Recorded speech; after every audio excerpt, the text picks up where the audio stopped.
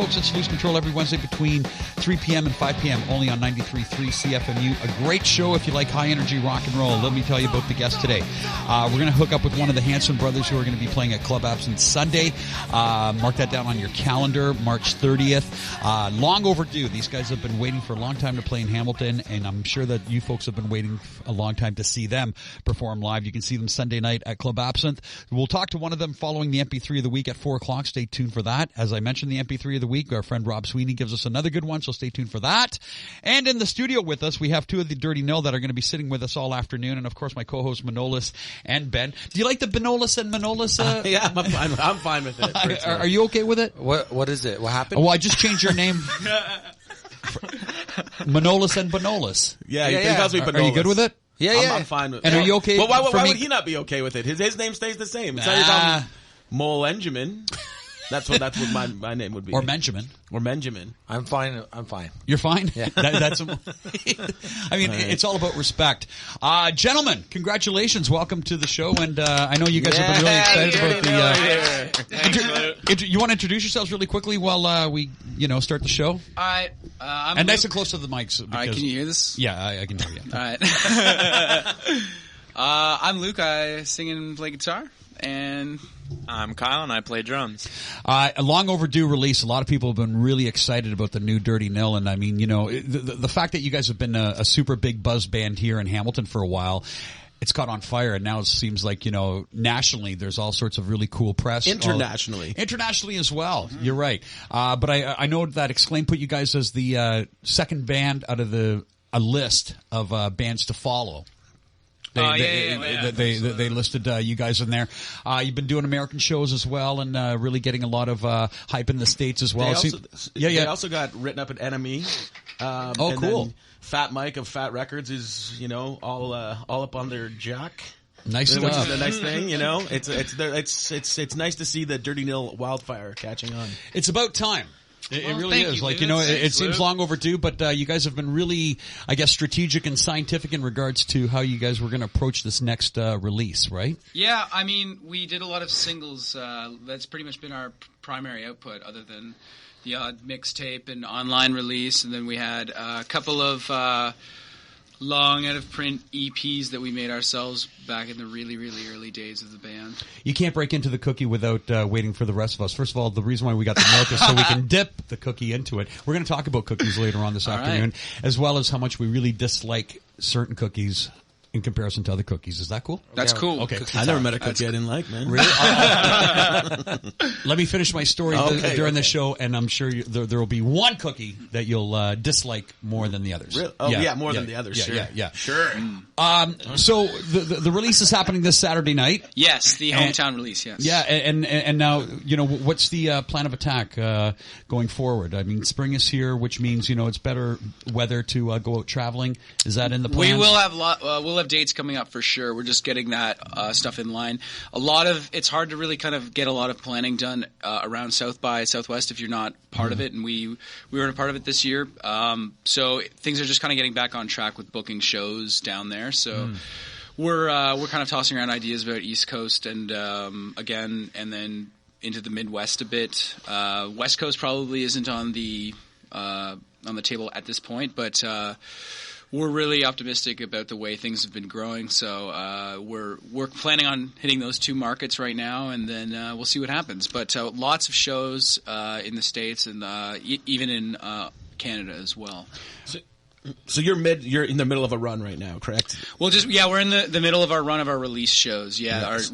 We had some Southern Ontario specific release party dates, and we have a couple left. Yeah. So, and the new release is called Smite, and has it been available at shows already? Yes, it's available at shows, and we're actually the amount of copies are really dwindling. So we're kind of if you want one, please don't wait. Get one now. Are you doing limited copies of it, or we haven't really talked about that? We weren't really prepared for the amount of units we've been selling because we just have never had that before. We've done a few hundred 7-inches always, and they've taken a few years to whittle down because we've just sold them online and it shows. But This one has been it's been hard to keep at shows. That's awesome. That's a great problem. Dave Nardi is the third member who's not here. He's He is. working at Cheapies this afternoon. I saw him last Wednesday when we had Johnny Winter do the meet and greet. And he's obviously stoked and excited about this release as well. Very much so. For three people to get into a band and for three people to be deciding factors, do you guys do a lot of bumping heads, or it seems like you guys seem to be all on the same track? Well, we're all really good friends. We've been friends since we were about 15 years old. At the latest, Kyle and I have known each other since we were 5. So Really? we all have Really? we all have Wow. yeah. We all kind of we all have there's a mutual respect and also a certain kind of unspoken set of things, I'd say, on majority of the issues. I know it's kind of cryptic, but there's no real better way of saying it without getting too personal. There's just we understand how to work together pretty well these days. It's been with the release and the gearing up that we did with Smite, it really kind of made everything fall into place in that way, and we're all just pretty much just trying to get the best out of this project that we have right now, and we all. Was there a reason for the title, Smite? We just thought it sounded good. Oh, is that right? Yeah. It does sound good. Yeah, they're right. Kind of captures the 11 and a half minutes in one word. Wow. Is that how long the record is? Yeah. How many Proud of every one of those minutes, too. And how many songs? Sorry, it's how 5 many- songs. Right, wow. Smite. Wow. Yeah. It sounds like something good just happened. Yeah, it does. There's a quote from Manolis for your you go. for Take it. your press Maybe release. that'll go on the bottom of the repress. Where'd you guys record it? We did it at Candle Studios in Toronto with our friend Josh Carodi. And how was that recommended to you guys? Well, actually, Kyle and I, when we did our very first EP, we were 16, 17 years old. We did it So at what name were you guys going under then? Dirty Nil. Dirty Nil, eh? Yeah. Wow, really, eh? Yeah. Wow, It's okay. been around for a while, dude. Yeah.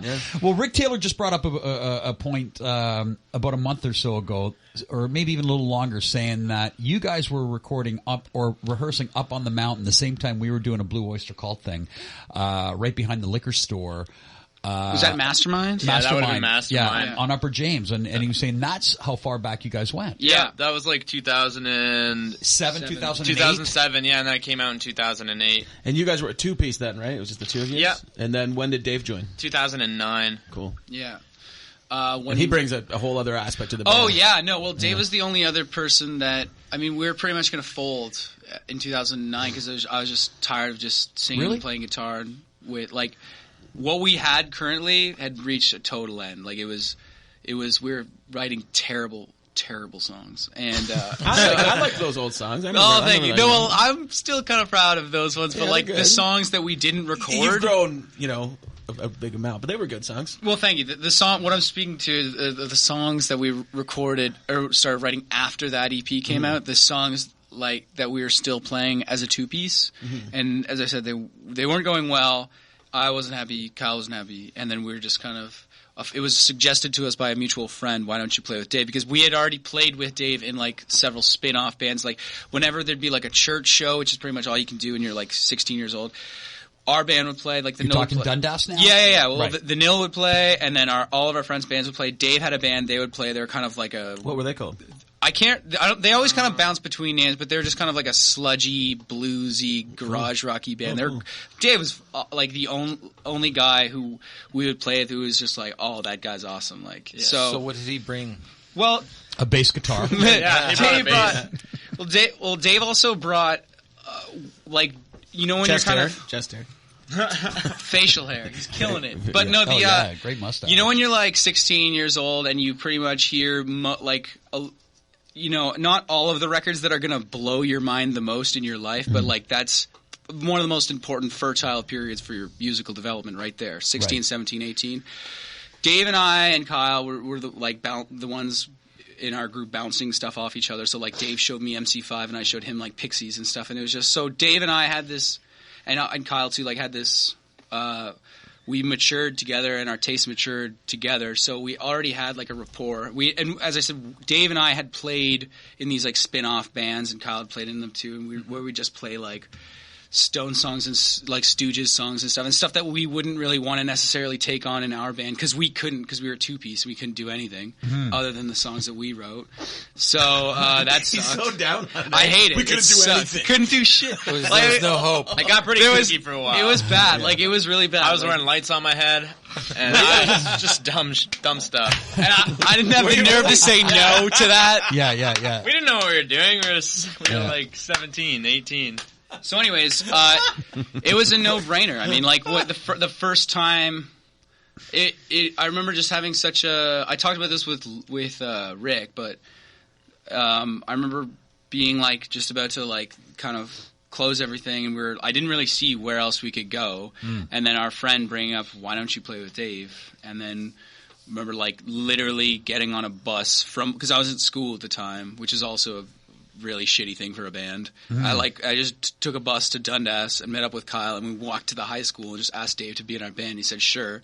And then that day, like, we wrote a bunch of songs, and it was like, oh yeah, life is awesome. Yeah. It was meant to be. Oh, that's cool. Yeah. Well, my introduction to these guys was Kenny. When we first opened up the St. Hollywood, Ken was saying, you should book this band. I'm going to try to get them in at the bar called the Dirty Mill. They're 3 young guys from Dundas, and they're right up your alley. I bet you guys probably have the same records in your collection, right? I was thrilled with the fact that they were young and listening to a lot of the music that I love, so that was the first exciting thing about it. And then I remember the first time you guys played, I think it was a Shotgun Jimmy show that you guys were on the bill.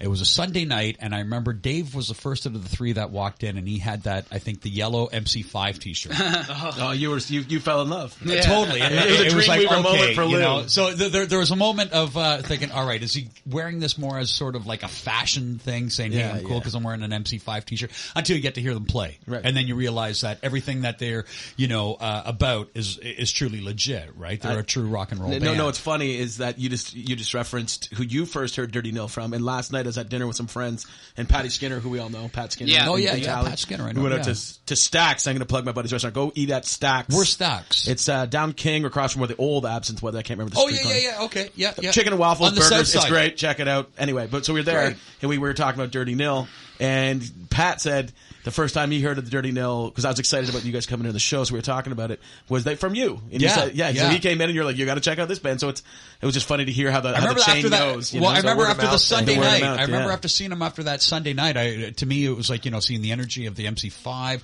the songwriting talents of like Westerberg coming out, and there was just all sorts of really. Well, this is what I thought. That's very cool. Yeah, no, and I thought, here's a band that's got this replacement sound, that have got the energy of the MC5. They're so young, they're good-looking dudes, and they've got this really ferocious energy on stage. They're going to go places. It was just one of those things that you immediately you know what I mean? You feel it. You totally feel it. Thank you, Lou. We love you. It's like watching Manolis do stand-up. Or making love. When I watch Manolis make love, this guy's got some gonna moves. Make it. He's going to make it. He's going to be all right. He's going to make it. It's usually with Ben when I do it. This guy's going to make it happen. I feel it. And you know what? Ben has to look in the mirror because I'm behind him. And the guy who's doing the photography work, don't ever replace him. He's doing a fine job. Right? Well, thank you for the kind words. No, and I mean, I've been a true fan and a supporter, as you know, but it's just really good to see bands that are really continuously getting credibility and support out of Hamilton. Like the Truck's doing it, you guys are doing it. There's different bands and different genres of music that are really getting the word out there. So it's like all these little pieces together coming to make this big puzzle band. Pat actually told me also, because Pat Skinner was the end of this is how it's kind of funny, is how they got on, Fat Mike's radar, and who knows where that's going to go. But, Fat Mike did on Reddit, he was doing a live thing and said that Dirty Nil's his favorite upcoming band, and he posted it on Instagram saying, these guys have restored my faith in music. But Pat Skinner from, our friend Pat Skinner, who you introduced the band to, yada, he told the story of when he gave the record to Fat Mike from NoFX down in San Francisco, and he said he's never given the guy a record before. Who, Pat? Pat's never, because they're friends and they don't want to be weird. You know what I mean? Like he doesn't want to put him in that. And I guess, I guess that dude's a real big music critic. And so he's like, you got to check these guys out. You know, they and I don't want to put you guys on the spot, but they, you know, they turn down labels like, you know, like Dallas Green's label, and Fat Mike goes, "Who's Dallas Green?" He's like, "He was in Alexis on Fire." They're like, he's like, "Those are new punk," and he's like, then he goes, "All right, I'll check it out if you turn down Derek Green."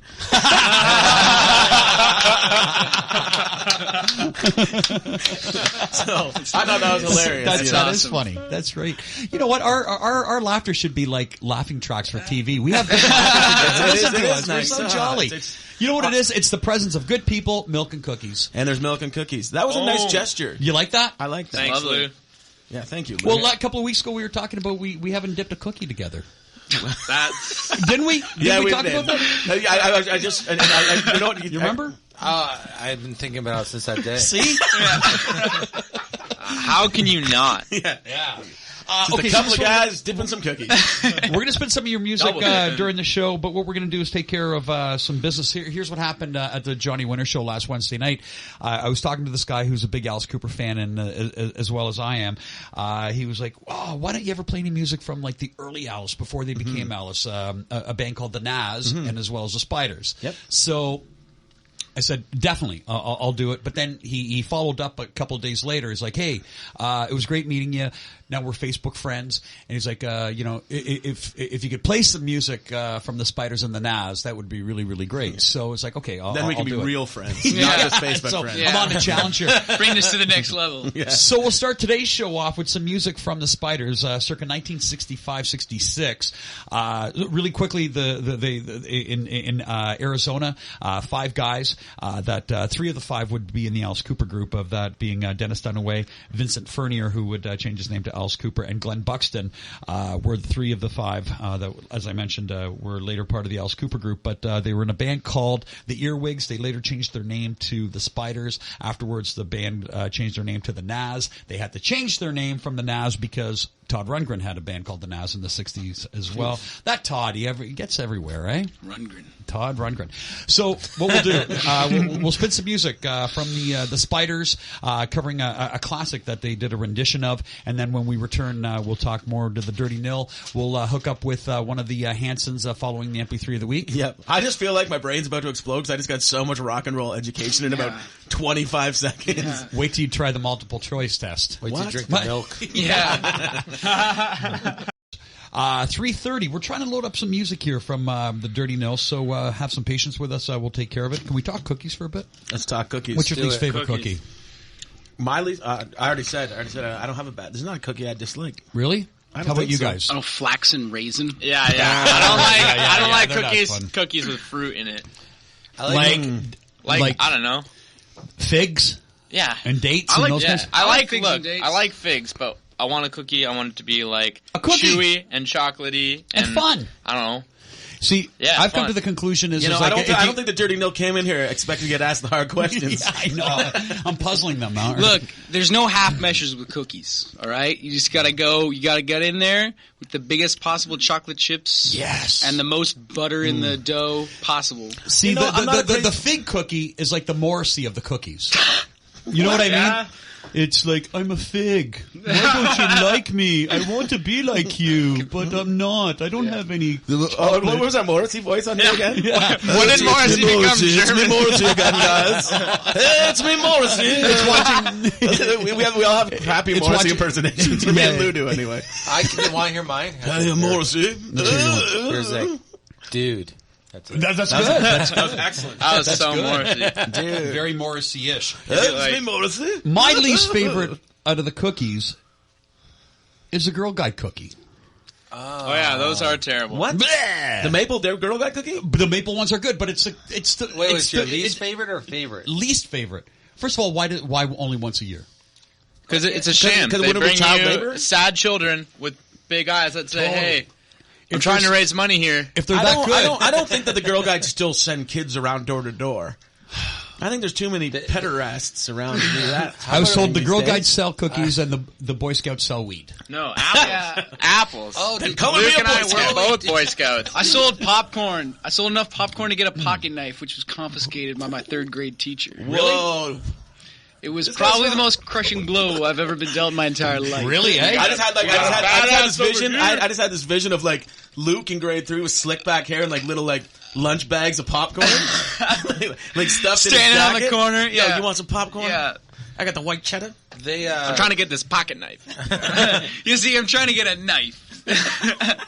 Exactly. So I always told there's like two prizes that they're like the first. If you sold $100, there was like two prizes you could choose from. There was like a knife, and there was like some like helicopter hat. It was just like I would tell my parents, "Oh, I'm totally gonna get the helicopter hat." There's like, "Can you buy more popcorn?" And it's like, obviously, I'm gonna get the knife. Yeah, the helicopter. I'm 8 years old. Like, what am I gonna do What's with a it? helicopter hat? Like those hats It's with like- the spinners on Like, them. yeah, like I would have got that. Oh, dude, like wow. a pinwheel type hat. Then I would have taped a knife Kind on of- one of the propellers. Kind of like a yarmulke, but with a exactly. helicopter propeller on it. Yeah. Sort of. The girl No, guys. I don't It's know. like what offend Weird any- Al like anybody, wore to but- his bar mitzvah. Yeah. The girl guys apparently made the news because they were selling their cookies at one of those stores where they sell pot. Oh, like a Dispensaries? dispensary. Like in the dispensaries? States? Yeah, they stood Pot outside there. stores? Pots. Yeah, they Yeah. stood out there and like sold out. Oh, really? Yeah, I bet. yeah, That's smart. yeah. What do you it's mean? Genius. Thinking. Well, because people are going in to smoke marijuana, and one of the results of smoking marijuana, Lou, I eating know bad you're not cookies. familiar, is you develop the munchies, and so people would come out and probably want cookies, Girl Guide cookies in particular in this situation. You're like, hell yeah. But they're the worst example of the maple cookie. I think they're pretty Do good. the girls actually make the cookies? Yes, No. they do. If by girls you mean massive metal machines, then yes. If by girls you mean small, Yeah, look at those Chinese metal kids. dames. Look at those metal dames. Yeah. Yeah. Yeah. Gleaming babes. Costco has really good cookies, though. Oh, yeah, and muffins. Oh, they got their Costco. dessert game down. Yeah. Folks, if you're just joining us, Kyle and Luke from the Dirty Nil are sitting with us. We're going to get some music from the Dirty Nil here shortly. We're going to figure out what our technical issue is. But in the meantime, for people who are just joining us, so you guys met when the two of you met when you're what? Is it 5? We were really years young. old. But about 16 years old, you guys decided to form a band. How did you guys just really get into a lot of the music that you're into right now? Were you guys just basically listening to your parents' records? No, well, my parents didn't have any records other than like my dad listened to like Hank Williams and Bruce Springsteen and CCR. all right. That's not That was bad. great. No. Yeah. My mom was all just straight women in songs. So I grew up hating music. Yeah, I had. So what was the deciding factor for you that made you enjoy it? Receiving a guitar at 12 years old, probably electric guitar. And Who then, got you that guitar? my godfather, Mr. Oh, John cool. Struthers. He gave me a Game Boy the year before, and This guy's an awesome, he was godfather. he's the coolest guy ever. He really is. He is the godfather. He is the godfather. When they remake the movie, I'll make you an offer you can't refuse. Yeah, yeah. Here's a Game Boy. Yeah, I he's want a you to Game have Boy. this guitar. Shut up. Yeah. Now go downstairs. Yeah. I got godfathering to do. Yeah, but no, that was pretty much the beginning. Like, I mean, getting a guitar and the first time you have an electric guitar in your hands when you're 12 years old and it's bigger than you are, and then you have it plugged into the little amp and there's a distortion button. You hear like what one note sounds like going through there. It's like, yeah, I could do this. This would be fun. What kind of guitar was it? It was like a Squier Strat pack. Came with all the fixings, a bunch of picks, and Nice. a tuner. That's all right. And That's fun. yeah, I like Do you played. still have it? Yeah, totally. It's in my basement. I played Mission Impossible with my thumb all afternoon.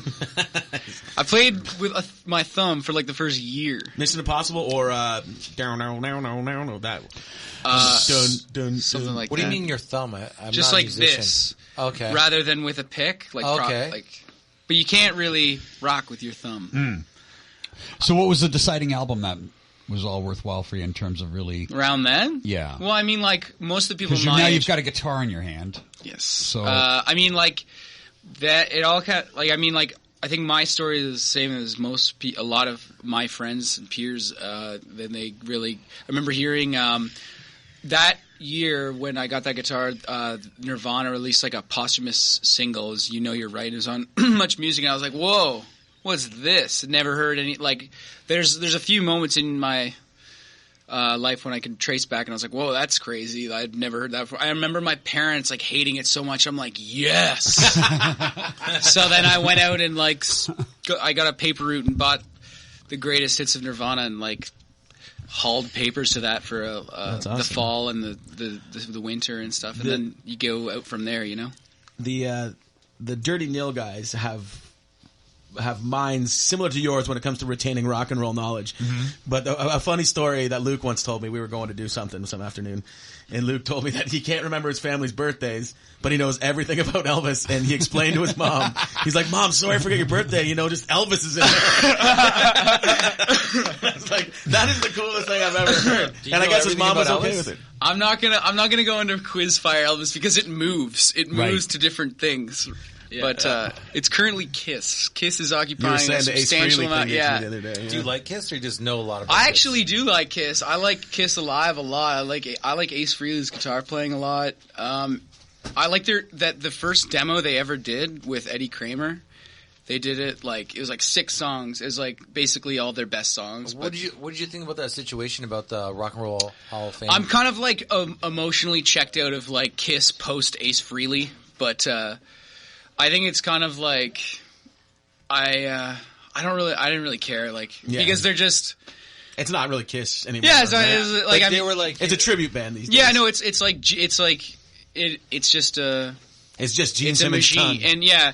Like Paul Stanley, trying to be like Paul Stanley at age. I sorry. gotcha. But the early stuff for what it is. I mean, bands like The Replacements, really kind of help you see bands like Kiss as part of the thing, part of the whole picture, bigger right? picture. They're not objectively right on the surface. They're just they're just this gimmicky, kitschy thing, but they're part of it. They're still a part of it, and they have things that they've contributed that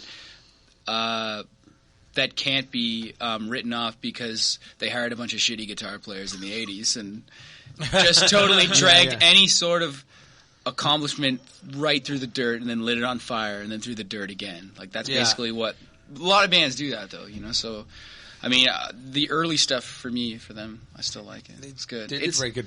And Ace Frehley is the embodiment of rock and roll god, like Guitar Hero. Well, he's always going to be the recognized guitar player of the band, regardless of how many, it's those first 6, well, the very first 3 albums for sure, but then everything like Destroyer and all that, I mean, he's the recognizable sort of, I think any guitar player that plays in Kiss is always knows that they're replacing Ace. Right. Yeah. And any music non-aficionado or not even, if they are imitating a Guitar Hero, say playing Guitar Hero, they don't realize that they're ripping off Ace Frehley and ripping off the godness that he created.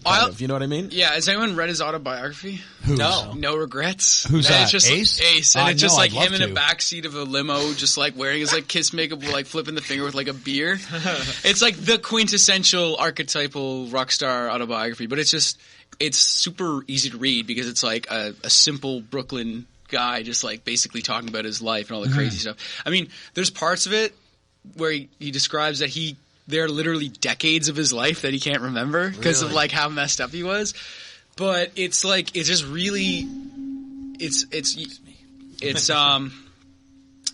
you come away with a very positive view of him, of just he's a simple guy. He's not pretentious at all. He just kind of walked into this beautiful situation where he didn't really have a whole lot of responsibilities. He just had to put on the Starman makeup and just shred, and he became, Did he like that part of it? He loved it. He loved every second of it. But the problem, he started becoming disillusioned with Kiss with all the merchandising and the choreography, and he just wanted to play in a rock band. That's all he ever wanted to do, right? A lot of guys who leave those kinds of stadium bands are just I don't want to do the 1-2 step thing that we do in that song. It gets silly. It's bloated, especially right? where Gene Simmons has taken it, Kiss coffins and I'm sure Kiss you get everything. condoms, whatever. It's silly. It's stupid. It's I think, in my opinion, Of course. Was what was the best songs made because of Ace, basically? Well, Frehley's guitar playing is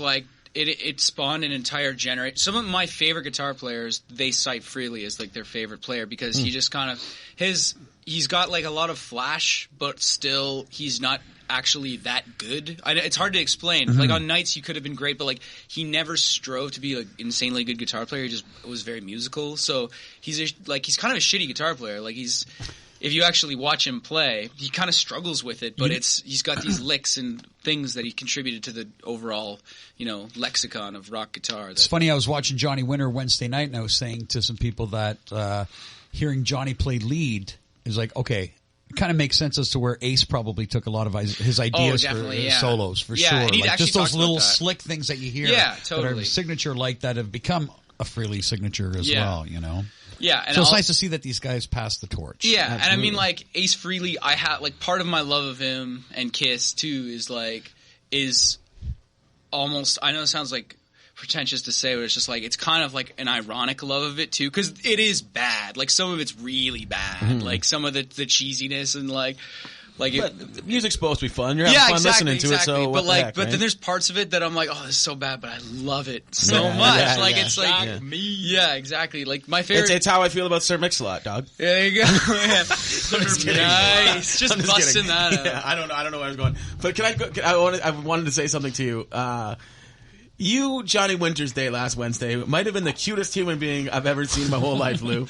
Like, you just posted, like, just all the pictures. Lou's like, it's Johnny Winter's Day. And I just kind of wanted to come and give you a big hug. So you should have. I was should've. there available for hugs. I know. I know I should have. I'd he was frantic. He was frantic. It was adorable. I just wanted to get that out there. Well, you know what? It made a lot of sense to me. It's nice to see how much you love doing what you do. You know, it's those passionate moments that make it all worthwhile. You know, it's not the money that we take; it's the memories that we take. Sure, bro. I had to argue with the bus driver. But no, it's the money. This is the best. This is where I thought, you know, when you're talking about how solid a person is. So, as you know, the new bus lanes now on King Street are the far right lane. Johnny, you know, we dropped him off in front of Cheapy's, so we drop him off on the far right lane where the buses go, right? Mm-hmm. So the deal is that Johnny gets out of the car, and then we had to wait until Johnny got out of the car to go into the main entrance of Cheapy's. While this is happening, there's a bus that's behind Manolis. You explain it. No, these two guys, him and his, I guess, handler, they go in to make sure everything's cool. Mm-hmm. And then they're coming back to grab Johnny, and then they're going to walk him in. And we'll start, at this point, it's just me and Johnny, and he's in my car, but then the bus comes behind, and he's like, bah, bah. Like, I'm in the diamond lane. And I'm like, I go up to the window, and I'm like, dude, I'm just trying to I got Johnny Winter. Do you know who this guy is? He's like, do you know who this guy is? That's amazing. Yeah, I'm like, I got Johnny Winter in my car right now. I'm just trying to get him into he can't really walk, and I'm waiting for his handlers to come back in and to grab him. And the bus driver's saying, I don't care who he is, you can't park here. Yeah, you can't park like, here. He's looking at me like, why do I care who, he's like, who's Johnny Winter? So you immediately never want to go to this bus driver's house to listen to music. Oh, he was livid. And I'm like, dude, just give me a minute, man. And I was so frustrated. And then they came back and grabbed him, and I just took off. I know. That was great. But you were solid. That was fantastic. I was in Cheapy's last night. Great record store. Fantastic record store. We're going to play some music from Johnny Winter, and then when we come back, we've got a whole bunch of new music to spin from the Dirty Nil. We're going to talk to one of the Hanson brothers following the MP3 of the week. You guys can stick around to the end of the show? Or close to it? Yeah. Okay, cool. We'll also get all the details about the show Saturday night at the Spice Factory. A lot of people may not be familiar where the Spice Factory is, so we really want to talk to them or let them know exactly how to get there and where it's located. In the meantime, here's some music from Johnny Winter on 93.3 CFMU. 93.3 CFMU, brand spanking new music there from the Dirty Nil from their newest record entitled Smite. The title that we heard there was Nicotine. Song which was recorded when? That was recorded in July, I believe, July of That's a great song. Of 2013. You guys have also done quite a few videos, actually, which I think are great. Thank you. I was actually YouTubing you guys on the weekend. Nice. How many you got? You got Effing Up Young. Yes. You got, Little Metal Baby Fist. Yeah. And Zombie Eyed. Right. And this one, yeah. And this one. 4. Right. 4. This is the one where it's the alien in the top show. Yeah, it's a great video. Dave. People who are going to want to see you guys can see you guys Saturday night in support of the Smite release at the Spice Factory, which is on Houston, which is a little south, just immediately south of Cannon Street. Yes, on the west side. We've got pictures on pretty much every media thing that we have. It's just a big purple building. It's 121 Houston. Okay. It's a very old building. I think it's like 150 years old. It's got a lot of history and a lot of character.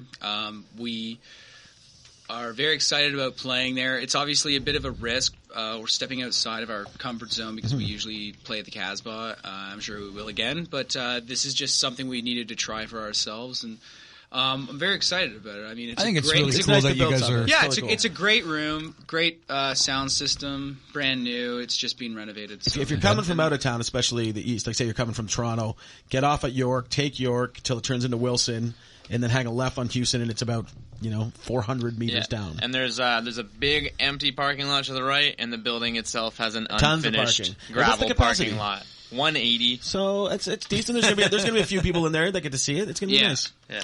And then can we talk about the next thing? The next. Well, who else is Yeah, on we the bill have with to- you yeah. guys? Yeah. Sorry? Who else is on the bill with We've you guys? got Nice Head, Kyle. Yeah. We have Nice Head, Sensei. Sensei, and So Young from London.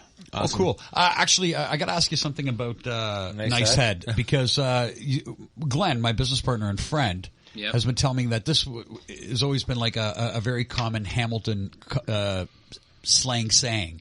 Nice head. To be Nice honest, Head was my little brother's first phrase. Really? Yeah. Wow. Because they're all Hamilton area. We all grew up in the Hamilton area, and it was always "Nice head, bud." "Nice head, bud" was actually his first phrase. Yeah, I you never remember- heard "Nice head"? Never until I came to Hamilton. I never never heard heard it that. until I heard their band. Didn't basically. Bob and Doug McKenzie say "Nice head, bud" all the time? Yeah, I think I totally. I don't know. I've heard that now that when you said the last The part bud, of it, yeah. I'm like it's just like It just came back, Yeah. slowly back to you. Context. Yeah.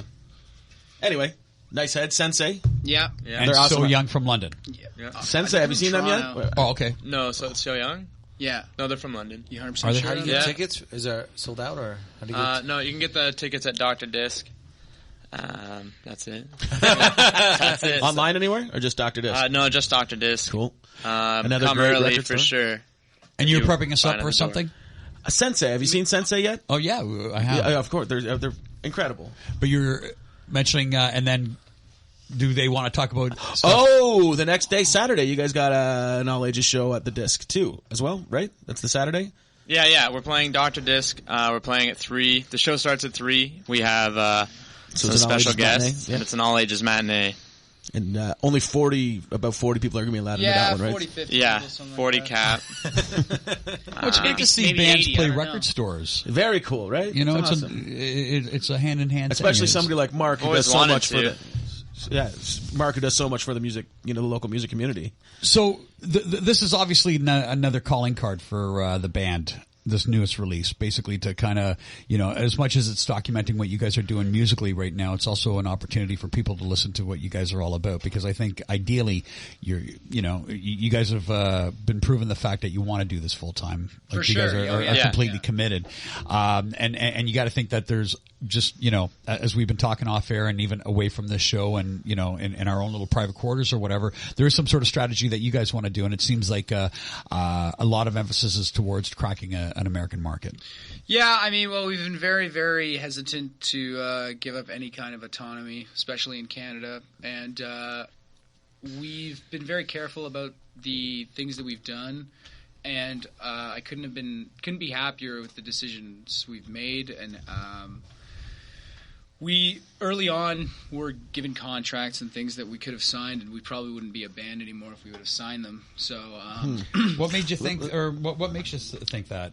well, because they were just terrible, and they were just generally bad people that were handing them to us. To be completely trying honest to with you. figure out how to make money out of you. Yeah, basically, yeah. Just It wasn't an equal. No, well, yeah. they were like talking about, I like that one song by you. We're gonna like do a radio edit, or like, and it was just like, well, I'm gonna go to LA. how about you kill yourself instead? Yeah. It's kind of cool that you guys just didn't give in for the fact of that. Hey, we're young, so let's just take a chance. And Yeah, if it doesn't I mean, work, I it's agree. good that you guys had To To be integrity. completely honest with you, sometimes that was my attitude, and it would take like a couple days of like, okay, wait a second, let's not. We were lucky enough to have people in our corner who were above us who could say, do not sign that. My parents are lawyers. We had lots of people Oh, who good. I could just be like, hey, what do you think of this? There's like, there are spelling mistakes in this. You should burn this. Right. This is, Really? This is a terrible contract. Right. So we were saved often when. That's awesome. As I said. And another thing. The whole irony of your parents who are Yeah. really not the music fans, yeah. but They're yet also. they're the I music want to make a saviors. point that they're incredibly supportive of what we do. Well, of That's course, awesome. the reason why you guys are doing what you're doing is Yes. obviously because of all your family supporting you sure. guys. All of another. our families are. Sorry, Kyle. That's All Sorry. the families, all of them. All the families are supportive. world. But another Our cool thing, and family. I hate to, I don't want to feel like, be awkward or nothing like when we hang out. But another cool thing that Luke once said to me, we were walking over and he's actually showing me the Spice Factory where the show was going down, and we were talking about stuff like this, and he said, he goes, I'd rather, break up the band than make a decision that was wrong for the band. And I'm like, it blows my mind continuously as I get to know you guys more, how cool you guys are and how level-headed and just smart you guys were approaching it, and how much it's nice to see somebody with so much integrity that they'd rather Well, thank you. not, You don't see that enough man. anymore. It's nice to see punk rock still exist. Well, I mean, we just, as I said, it hasn't really been much of like a conscious decision. Like, we're never gonna, like, it's just like we'd get together and people would meet, certain people in the band would be like, okay, I want to work with this people. Someone else would be like, I don't, and we're not gonna make any decisions that are gonna be like, well, we're pulling a member of the band in a direction that they want to go, and everything that we've done that way has benefited. So we have enough. For not signing anything and agreeing to anything yet, we've been able to build some stock in, and also just we can bring a little more leverage than we would have been able to before. Scary though. Have you guys ever been It's worried scary. about maybe having it backfire against you? Of Thinking, hey, course. these guys That's are, what that's what I was saying. Without like These guys are you got to cash out at impossible some to work. point, right? Yeah. And you got to be realistic.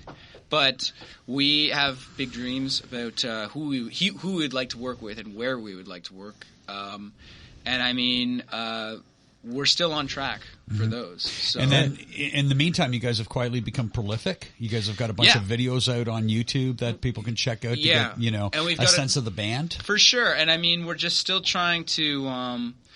A lot of the releases are kind of they were just to keep things going, but we've never been so productive as we are now in terms of the amount of like new material we have. And it's good that we have it because I think that the next year or two are going to be there's going to be a lot less time for writing. But the last 8 months of having that rehearsal space have just really kind of changed our band a lot. So it's been we've been working really hard and putting a lot of acorns in the tree. So You guys are learning a lot about yourselves as well. Yeah, definitely. I'm learning stuff. That's the main thing. We're doing a fact today. We're doing a fact today, right? We're going to spin New Flesh. Want to tell us a little bit about the song? Okay, yeah. Well, this was Dave's first full contribution to the band, and he brought it, and it was pretty much done. It was pretty much the easiest song that came together out of all the songs on the EP, and it's one of my favorite songs to play live because of I just get to play guitar, and Dave gets to basically demolish the front Dave's few bass rows. tones are incredible. Yeah, no, he's a great bass player for Yeah, sure. and He's a great it's just musician. sound. Do you enjoy just not having the pressure of having a writer and just having someone present a song saying, "Hey, this is nil approved"? Well, no, I think it's been it was a strange process at first, like starting to like exchange ideas in the way that we are doing now, but it's been really, really awesome because we've kind of pushed and pulled each other in different directions and encouraged each other towards certain things, and it's just been a really great collaborative relationship, and this was kind of the very beginning of it. He brought this, and then after that we started writing together. So, I mean, this is an important song for our band. It's a big one. Folks, from the newest record entitled Smite, While Quantities Last, get them right now. Here's a song called New Flesh. You can see them Saturday night at the Spice Factory located on Houston Street between Wilson and Cannon on the west side, just a little south of Cannon. Doors opening up at what time, gentlemen? 9 probably. 9? 8 or 9. 8 or 9. I'd say 8. So Young, Sensei, and Nice Head are the bands that are on the bill. Yes. Did I forget it? And then, of course, So you Young. guys. Merch? You guys going to have other merch We have as well? merch, but that's also, again, that's I just found my So Dirty Nil gray T-shirt. nice. Yeah. Vintage. I think that may have been one of the first. Yeah, we have Of the prints. the original ones. There's one in my sister's closet, but didn't one get like posted on some sort of like they found one in like a Talese or whatever. Oh, like, yeah. like Someone- out east. Like Oh, way wow. out east. Our Wow. very first T-shirt ever that someone found it in like Charlottetown. It spread legs That's and neat. run. Wow. Ran away. See, there's some beauty into that. Yeah. You know, Can you guys stick around for a little bit more? Or do you Yeah, guys have totally. to go? Yeah, Okay, yeah. so this is what we're going to do. We're going to listen to the song, then we're going to play the MP3 of the week. We're going to hook up with one of the guys from the Hanson Brothers for a few minutes, and then we'll say goodbye to the guys from the Dirty Nil. In the meantime, enjoy some more new music from the Dirty Nil here on 93.3 CFMU.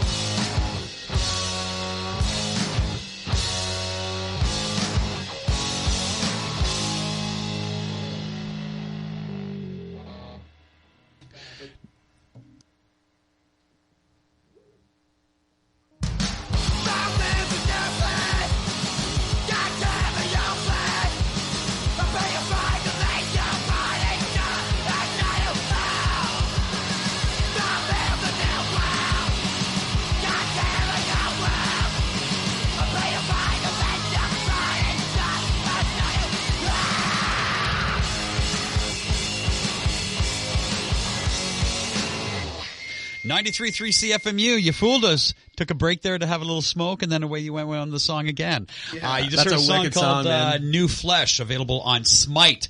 406. Folks, if you're just joining us, in a few minutes we're going to hook up with one of the Hanson brothers, but before that, we're going to play the MP3 of the week, and our friend Rob Sweeney sends us another one. He says, "Hello, Lou. Here's the Spinatras doing a cover of The Byrds. My back page is from their 1999 release at midnight.com. If the guitar work sounds a lot like Ross the Boss, that's because it is. Cheers, Robbie." We're also going to spin some music from Rob Sweeney's band Durango 95, a really integral band in the Canadian rock and roll scene in the early 80s, a little later on during the show. But in the meantime, folks, right now, here's some music from the Spinatras doing a classic from the Byrds. 93.3 CFMU, music there from the Spinatras, covering a classic from the Byrds. Special thanks to Rob Sweeney for giving us the MP3 of the week. Another great. Yes, we will discuss that a little bit more like Morrissey afterwards. On the phone with us, as promised, sir, are you there? I am here. Are you there? How you doing? Please introduce yourself. John Wright. Well, Johnny Hanson. Oh, how you doing, man? That's awesome. Got to get in character. Yeah, totally. Welcome to the show, and thanks for taking time during your day to talk to us this afternoon. No problem. Where are you guys right now? Right now, we're kicking off the tour in Ottawa tonight. So we're just picking up some gear in Montreal and going to hit the highway here as soon as I'm done talking. And we have 5 shows in Ontario, and I guess there in Hamilton. You're here Sunday, yeah. You're breaking up a bit. Is there a little area maybe that we can get a better signal on from your phone? Maybe I'll go. That's perfect right there. Okay. Yeah. Simon says don't move. So what became, I guess, like a little sort of side project of another band that you're involved in, No Means No, has become like kind of a very reputable, almost kind of cult status band. Yeah, well, it was just a joke a long time ago, but it took on a life of its own. It's great for us because when you're playing in a band for many, many, many years, like No Means No, it takes you need a break from it. But the Hanson Brothers gives us that chance to get away from what we do normally and have some fun. And the songs, of course, are just about it's our tribute to the Ramones, basically. A la hockey. A la hockey. A la Canada. A la Canada. Are you following the Canucks carefully this year? Not carefully. There's not really much to follow this year. Well, what do you think of Tortorella being your coach? A train wreck. Yeah, I'd rather not be involved in that train wreck. Yeah, no, the Canucks have not had a wonderful season. There's speculation that Marcus Naslund might be the next general manager. That's rumor. And what do you think this is Kessler's last year in Vancouver? Yeah, I think so. The rumor there, of course, is the Jeff Brown syndrome from 20 years ago. Right. He's been a bad boy, so I think he's on his way out. It must have been painful just kind of going through this whole sort of conundrum with Roberto Luongo. I always liked Roberto Luongo. I never had a problem. Oh, I mean, not just with the fact that he was in so much pain because he wasn't entirely sure what was up or down. I know. I think that he's a symptom of the whole team kind of came off the rails in that in the loss of Boston and I mean, there's a lot of people who it was really mishandled, and now we didn't really get much for him. Didn't get much, the way it's worked out. Great, I forgot his name on New Jersey, Schneider. Mm-hmm. That everybody's pretty upset that they didn't think that this was handled well at all, and I didn't feel sorry. It's hard to feel sorry for multimillionaires, but. They got themselves tangled in contracts they couldn't get themselves out of, basically. How's the music community in Vancouver nowadays? Oh, well, as usual. It's very vibrant. Always lots of music out there in Vancouver, Western Canada. Was there a specific reason why you guys felt that it was time to put the Hansons back on the road? There is a specific reason, because I brewed a beer with a wonderful brewery here in Quebec, in Shawinigan, called Le Trou de Diable, and they're the owners and the brewmaster of this brewery is big fans of No Means No and the Hanson Brothers, and they wanted to do a collaboration with me because I've been brewing beer as a home brewer, as an amateur, for well over 20 years, and excuse me. Are you enjoying one right now? Yeah, I'm enjoying one right now. No. Cheers to you. And so they wanted to do a collaboration, and so I would come up with a recipe, and which I did, and went to Shawinigan and brewed with them, and that was last fall, and it's a beer called Johnny Hanson's Punk Rauch. Oh, nice. That's cool. Nice. That's Shawinigan, also the home of Jacques Plante. Jacques Plante, yes, and of course the illustrious our ex-prime minister, Chrétien, the little man from Shawinigan. Right. But, wonderful brewery, really, really great guys. And so we managed to get this thing together. And Rauch is the German word for smoke. So Rauch beer is kind of a traditional Bavarian style. It's not, very popular around anywhere but in Bavaria. But now with all these crazy craft brewers here in North America, everybody's doing different things, and they were, we want to do a smoked beer. So I came up with a smoked beer recipe. So that's really cool. Punk Rauch is a smoked lager. And Punk Rauch, that's neat.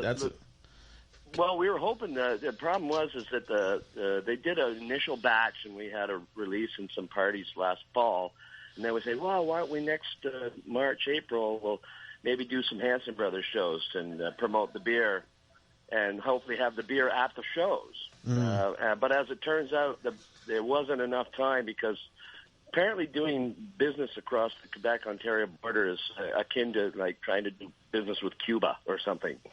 Yeah, it's tough. And then, I mean, there's so many. It's so hard to just get a beer carried in a bar. I know. There's a lot of legislative. It's not as easy as just going. I'm gonna. Yeah. I was expected to hear that the band finished all the beer. There wasn't any to take on the road. Yeah. I mean, yes, they only did make 10,000 liters. So. Is there somewhere we can get the beer? It will be it's going to be here, but not for a few weeks. Okay. And the first batch was kind of a very boutique. It was a small 1,000 liter, aged in bourbon barrels, some cool, crazy. Yeah, it was really good. And I don't think there's much of that left, but it was, I can't tell you in Hamilton where you'd find it, but okay. But we'll keep our eyes out for it. Yeah, it's going to be, the next batch was their regular, the big production brewery. And it's done, and it's going to be in all the Quebec shows, of course. And we're playing out in Alberta and British Columbia later in April, and we're all keeping our fingers crossed that it makes it there in time. But it'll be here in Ontario. Cool. 416 here at 93.3. So we actually are touring to promote the beer. I mean, we've always been selling beer at every show and every nightclub for the last 30 years.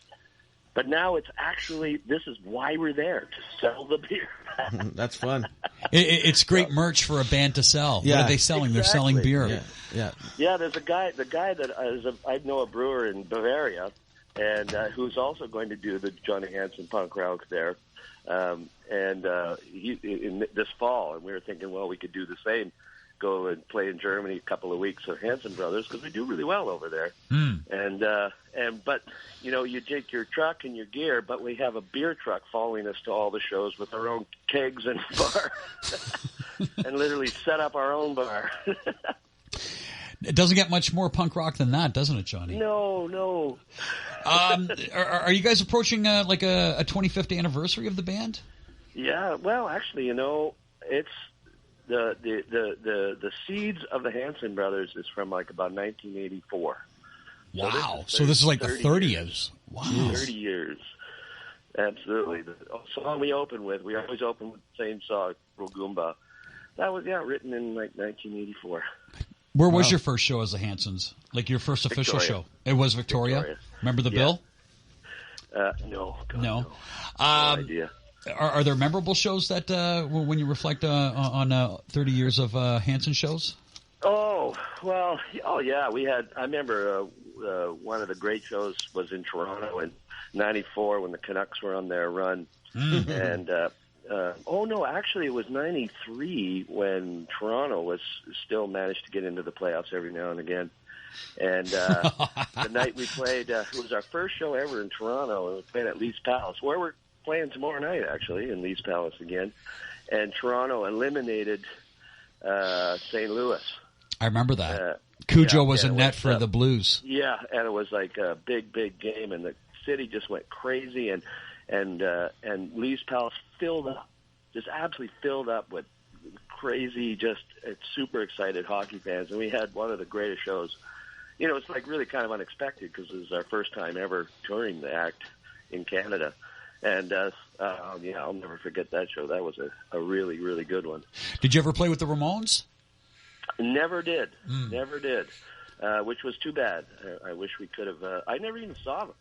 Wow. My whole life. That's weird. Anytime they were in Vancouver, I was somewhere else. So it's kind of crazy. Yeah, I never even saw them. But I do have the first Hanson Brothers album I've got autographed by the Ramones. Oh, that's cool. That's cool, definitely. Are there any plans for new releases from the... Not really. This was, again, just kind of, we just decided to do this for some fun and promote the beer. So that's basically, so we're just playing all the old songs. And it's always nice if you can time it right around the playoffs when they get started and everybody's kind of excited, except the Canadian teams kind of let us all down this year, apart from Montreal. Yeah, the Habs are having a good year. Yeah, but Toronto's looking like they might even drop out. I know they're playing terrible. I know. So literally no Canadian except for Montreal, no Canadian teams are making the playoffs because the Canucks aren't going to make it. I don't think so. When was the last time you guys were Turn that down, Manolis. All right. No, yeah, we're getting some feedback. When was the last time you guys were in Toronto? Or in Hamilton, sorry. Hamilton was with No Means No. Okay. But as the Hansons, sorry. As the Hansons. Some brothers. I don't know if the Hansons... Yes, the Hansons played Hamilton one time in 96 with Mao. I remember coming out. I remember Mao. No, we never played. We never played in Hamilton. So this is the Hanson brothers' first time The in debut. Hamilton. Yeah, it could be, but I think we did actually play there in 96. I'm going to say you didn't. Okay, I'll go on with that. It's the first time for the Hanson brothers Ever. in Hamilton. Keeping in punk rock tradition, it is 420 right now. It's 420. 420. If Drink people some want to get milk. more information from the band, how can listeners learn more about the Hansons? Well, I guess the regular route, Hanson. Look up Hanson Brothers on Facebook. We have a page, and there's some goofy stuff up there. Also, No Means No page, nomeanswhatever.com. Always had something ridiculous to say. So, As we say goodbye to you, we're going to spin some music from, I think, probably your last release, a song called It's My Game. Want to tell us a little bit about the song? Yeah. Well, it was, well, there's not much to say, except I think Canadians like to embrace this this sport of hockey. Cool. As usual, we sing about old-time hockey. Yeah, the original 6 were terrific, weren't they? Yeah. Do you get the same sort of appreciation from American fans as you guys sing about hockey? From all those American hockey fans, yeah. Yeah. Well, at least they're aware of it, right? Oh, yeah. Oh, definitely. Cool. There's a hardcore group of hockey fans. We're all hoping Seattle gets a team, actually. Is Vancouver putting any sort of radius clause on that at all? I have no idea. You see, No. Buffalo should One of learn those from things that because we've been people trying to do rumor, it but out I here. think a team in Seattle would do excellent. It'd be great. It'd be great to have a team in Seattle for sure. It'd be a great rivalry for Vancouver. Absolutely. And there's hockey fans down there. WHL does quite well, the Winter Hawks, and the Seattle Thunderbirds aren't in Seattle anymore. Kent, I think. But, there's definitely hockey fans down there. Cool. I'm really glad that you took a few minutes to talk to us today, Johnny. Thank you very much. Yeah, thank you very much. And I hope people come out and enjoy the show on Sunday night. And we're in East Palace tonight if anybody makes it to the big city. And we'll let you go so you can finish the keg. All right. Drive safe. Have a great show tonight. Take care, man. Bye-bye. See you, dude. Okay, thanks, fellas. Thank you. Here's the music of the Hanson Brothers on 93.3 CFMU. 93.3 CFMU, music there from Durango 95 from Mother's Day, recorded many moons ago, featuring our good friend Rob Sweeney and the band. 4:30 exactly, folks. If you're joining us, Luke and Kyle from the Dirty Nell are sitting in as our special guests, Manolis and Ben Nolis as well. This is the time for the Hamilton Fact. Oh, so Now, yeah, should Ben, we if preface you, it? yeah, please. So do. every week we try to get Manolis to come up with a Hamilton fact. Try. Emphasis on try. And then we discuss said fact. And hopefully you guys will enjoy. Actually, Kyle gave us a Dundas fact a little bit earlier, remember? About the cactuses. Oh, right. Yeah. The highest, what was it? Used to have the highest cactus population in Canada? Canada's cactus capital. And There you you see, go. to Manolis, that would be a Hamilton fact because Hamilton's next door Next to door to Dundas. just like Still Stony counts, Creek dude. is where Still they had the counts, battle. dude. Yeah. Okay. Okay, hang on. I'm getting it right here. All right. Now, if you're not like Manolis is actually going into the While books. he's doing this, last week's fact, or not last week's because we were pre-recorded last week, but the week before was Tim Hortons was born in Hamilton. Were you aware of that? the guys first, know the Yeah. first Tim Hortons. On First Ottawa one's on Street. Ottawa, Ottawa yeah. Street. Ottawa and Barton, right? Yeah. Yeah. It's basically like I've never been there. Well, it's like Jesus, where Jesus was born. It's kind of the same thing. Exact Almost. same thing. I Like- can't think of any difference. Jesus was born on Ottawa Street? Might as well be. Lightning struck twice there. All right, here we go. Okay. You ready? Let's hear this. I think it was 1931. you say you think? You can't start a fact with I think. Yeah. And in 1931. In 1931, it might Yeah. have been 32. A cat in 1931 or 32. Yeah. Okay. Hamilton had Canada's first birth control clinic. Wow. Where? Stepping up. In Hamilton. Where in Hamilton? I don't know where in Hamilton. I didn't research it that much. Who gave you that fact? What was it I saw your research. He goes on Facebook and says, "Can I get a fact about Hamilton?" Yeah. I need a fact really Is quick. that how it sounds when people Yeah, read it? when I read your voice, and it's, "Hey, it's me, Manolis." I'm like Marmaduke. Yeah. Yeah. No. Yeah. Yes. Well, it's some guy named Dr. Bagshaw. Dr. Bagshaw. That sounds like a doctor's name. Dr. Bag off. Like somebody just There's messaged me, there's all this information, but I don't want to read it. Well, Yeah, why don't because you need him want for me to other- read it? Okay, hang on. All right, hang on. No. Yeah. Come on. All right, here. All right, I'll read it. Okay, here There's we go. either- From 1932 until 1966, Dr. Bagshaw spent Friday afternoons as the medical director of Canada's first and illegal birth control clinic. Illegal. Wow. Yeah, crazy. Information was given out in pessaries, jellies, and condoms were dispensed there. Early in her practice, she would never have spoken of birth control. But after the Depression, that was no longer the case. There was no welfare and no unemployment payment, and these people were just about half starved because there was no work. And for them to go on having children was a detriment to the country. It goes on, but that's a fact, Luke. It's a Hamilton It's a fact. Hamilton you, fact. you hate it when I'm right. And know what's so ironic? Yeah, I do. That Dundas, again, a few years back, had the highest amount of teen pregnancies. Oh, no way. Yeah, it Letterman did. said that. That's a Manolis fact. That's Manolis. You grew That's up. my fault. Yeah. But Stay at it. so we were the first with a birth control clinic. But I don't want to say it. How's that that for a weird? segue to one of your songs, gentlemen? All right. Well, Are we going to play another one of our songs? Yeah, you want to tell us a little bit about FES, Beat? guys. All right. FES. We're going to do Beat. Yeah, tell us about the song. Good fact, by the way. Great work, Manolis. Yeah, thank you. Thank you. Yeah. This never Stone happens. Cold fact. Stone cold fact. So, about Beat? It was, it kind of took a bit to get together, I guess, as a song, because it was, really, it's fast. It's a fast one. But,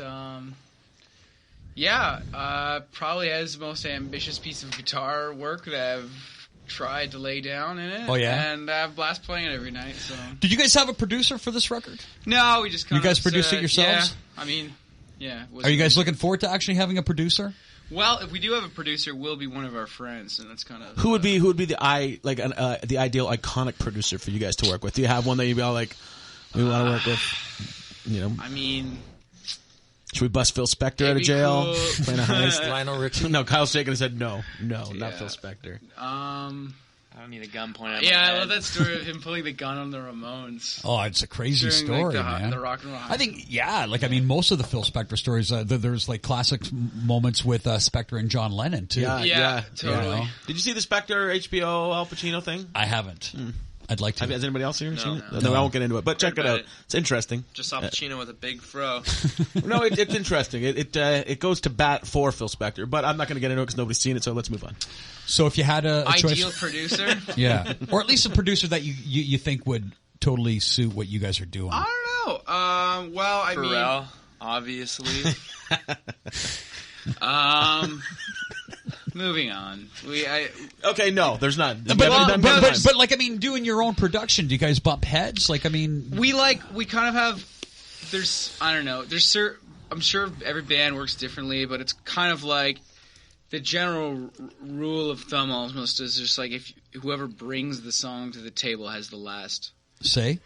But like it's not to say like I don't like no, but they're like I'm not listening to what anyone else wants to hear. But Right. if it comes down to that, that's pretty much the only rule of thumb. Other So than they that, they have the veto power. well, yeah, it's just like I'm sure most bands were that way, but it's also just like we 99% of the time agree on everything, and there's no hurt feelings over arrangements. I'll put it that way. We all get along with that. And how about when it comes to the mixing? The mixing is not really. We didn't have a hard time with that at all at this time.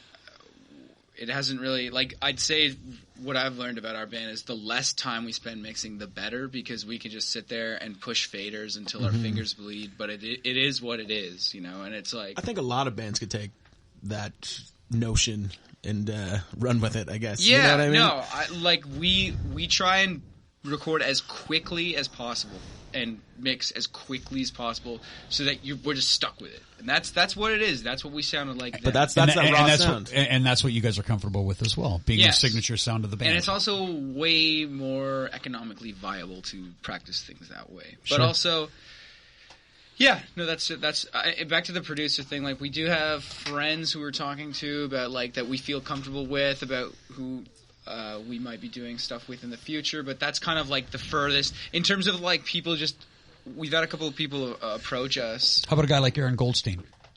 Goldstein's awesome. We've never really talked about something like that. Like, I would love to bring him on and just talk about like guitar tones and stuff, especially like there's people who I always bounce that stuff on, like my fellow gearheads and fuzz freaks. So Kyle, do you play to a click when you're recording? Is it all live off the floor? How do you guys do it's it? just all live, no click. Energy. Yeah. Cool. Here's new music from the Dirty Nil, from their latest record, Smite. You can see them Saturday night at the Spice Factory on 93.3 CFMU. 93.3 CFMU. Music there from the Dictators, from Blood Brothers, Baby Let's Twist. And before that, the Dirty Nil from their newest record, Smite, and a song called Beat. You can see the Dirty Nil Saturday night at the Spice Factory with So Young out of London, Ontario, Hamilton Sensei, and Nice Head. Yes. Doors opening around 8-ish, 8:30-ish, and you guys hitting the stage around midnight. Now, if we were just talking off air, if people want to get the latest record, like, are there hard copies that are available right now? There are. They're available online from our Bandcamp. Yeah. If you live in Hamilton, we suggest you just come to the show, which is this Saturday at 121 Houston Street, the Spice Factory, because you'll save on shipping. So, and enjoy a beer. Yeah. And enjoy a beverage. Yeah, exactly. They're also at Dr. Disc, Cheapies, Hammer City Records, and Sonic. The Boom vinyl is, but in the cassette Toronto. isn't. I tried The cassette is at O's Close. Where's that? It's on Cannon Street. Okay, because I went up to 3 stores trying to get that dang cassette. Because Luke said he's going to bring me one, but never does. I'll bring you one. Did you guys run into a bunch of cassettes in a basement or something, or? No, it was just kind of like Dave has a really good eye and ear for that kind of stuff, and he's been kind of the one who guides us in terms of what format we release things in, the style in which, because he does all the artwork. So cool. that's kind of that's his domain, but he had the idea to do that. We had done tapes before, but this tape really like took off. For the first time, we actually like people were actually really buying them. I mean, like they were buying them before, but it was like an actual. It sounds like Smite seems to be on all platforms. Yeah, pretty much. Kind of being really busy. It's doing all right. Yeah, it's doing all good. right. Yeah. So what do you do? Have all 5 songs on both sides? Of the tape? No, it's 3 on one, 2 on the other. Okay. Yeah. Which is really wide grooves, yeah. Because it's an 11.5-minute recording. Yeah. You guys are still a really young band, but of age, but you guys have definitely done a lot of shows, and you, like I said earlier, you guys have really, become prolific in the last couple of years. Younger bands that are kind of getting it together, like, is it a good time for them to get together? Like, what did you guys learn out of Hard Knocks that you would recommend to younger bands? Just based out of experience that you guys have already gained. I don't know. I was kind of talking about this with Kyle or Dave a couple of days ago, but one thing was like when you get like cold emailed by like a young band and stuff, and I remember like sending out those emails like, hey, could like we open for you and stuff, and like we got so much going on right now and like priorities and stuff, and in terms of bands that we have to play with and stuff, just already like predetermined plans that, I mean, it's just unlikely that we can help bands out in that way. So, I mean, in terms of trying to reach out and get bigger or more established bands with some momentum to help you, I would say don't spend too much time doing that, because it's just not going to happen for the most part. If you get lucky, you get lucky, but it's just basically about playing for years and years and years, grind it out with your friends and trying to make songs that you're proud of, and that's basically it. I mean, there's connections and stuff that we've got through just years of playing and trying to be active members of the scene, going out to shows and stuff, and like supporting other Yeah, bands you guys and are stuff. Go really put good on your that own well. show. You know what I mean? That's always kind of what I think is like if you're a young band, you want to start playing. You know, like we did it. I'm sure you guys did it. Like you said, Yeah. we rented churches. Go rent churches and start putting on your own show. Well, the biggest go rent thing, halls, whatever. Yeah, the biggest thing is just get off your ass and do stuff. Don't sit there and wait to be offered shows. Just go do it. Period. Like, and we've had like make your own records, make your own. Yeah, we've had periods of inactivity and stuff, or lesser activity, and you know. How much of an incentive has this city been to your band? Let's say you guys were from Waterloo or Well, Guelph. that would be.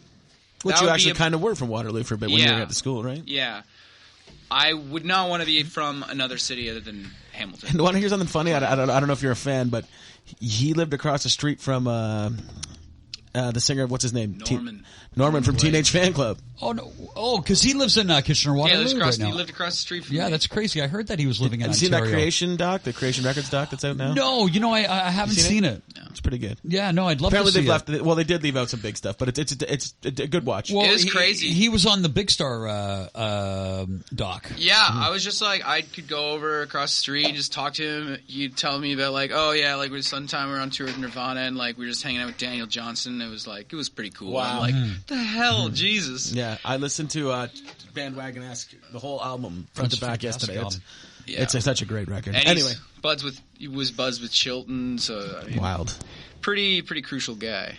And also just an incredibly nice guy too. Can't say enough good things about Norman. Let's hear another song. I've got. Let me see what I've got queued up here. I believe I've got Pale Blue queued up. I do. Well, what do you want to hear, Rick? Do you want to hear? You want to hear another Rick! rapper? Come on. Yeah. You hear Lou talking? Does Lou doesn't sorry. talk like this? Let's hear Pale Blue. Force of habit. Hey, it's me. Hey, no, I'm actually in here. It's me, Rick. I almost did it earlier. So you're a dirty nil? Yeah. Well, That's a good one. That's a good one. pretty good. I love Rick Taylor, but he asks questions with his eyes. He tells you a fact about you and then goes, huh? Like he looks at you, and you're like, right? yeah. Yeah, tell me the truth. Yeah. Tell me the truth. Yeah, he's the best. Tell We us a love you, little bit Rick. about the We love song. you, Rick. Pale Blue. Yeah. Pale Blue is probably the most challenging, or the most. It took the most time to put together. It's probably the most. It's probably the most angular song we've ever written. I had all the parts of it, but it took a long time to actually put them together and get things sounding like a song. Were these any of these songs left over from other recordings that you guys did? No, Dave's, as I said, he just brought it done, which is awesome. And then the other four were just ideas that I had lonely up in Waterloo with an acoustic guitar. What did you study out there? Psychology. Okay. He's been quietly manipulating us. I know. whole I feel interview. different. I feel different. I feel I should be laying on a couch talking to you, Luke. So when I was 17,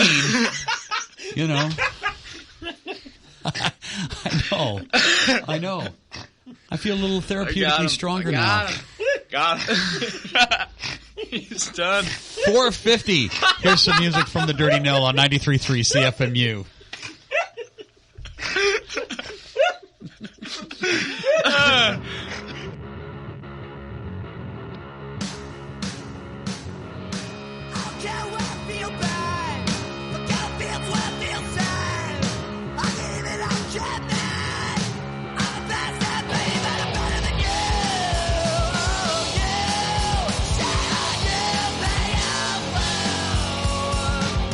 Time in the midnight bar.